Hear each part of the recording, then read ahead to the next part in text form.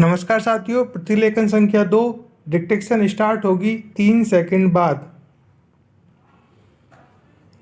Start. महोदय, वास्तव में हम अंग्रेजी पर कभी अधिकार नहीं प्राप्त कर पाते। कुछ थोड़े से लोगों को छोड़कर हम लोगों के लिए ऐसा करना संभव नहीं हो सकता है।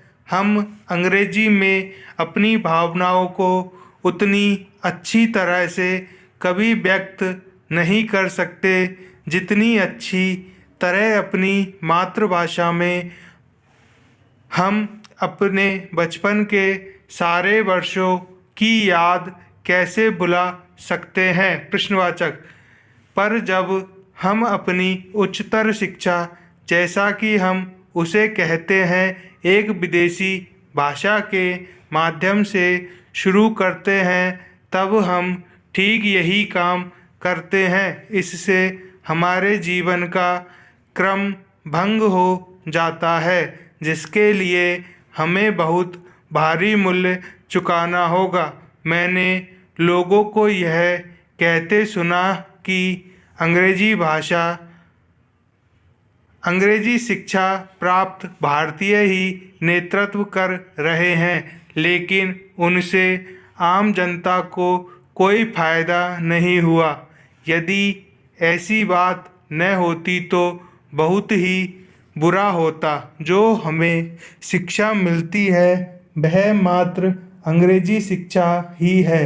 हमें उसका कुछ ना कुछ लाभ तो अवश्य दिखाना चाहिए। लेकिन मान लीजिए कि पिछले वर्षों में अपनी भारतीय भाषाओं के माध्यम से शिक्षा मिली होती तो आज की स्थिति क्या होती? आज भारत स्वतंत्र होता।